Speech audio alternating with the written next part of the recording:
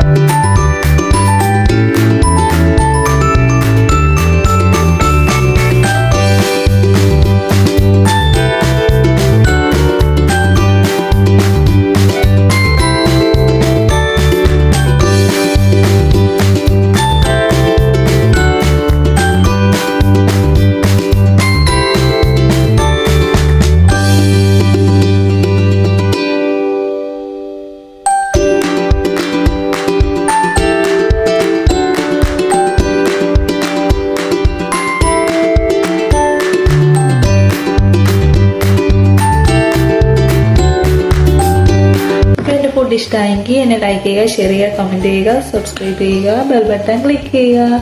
Okay, by.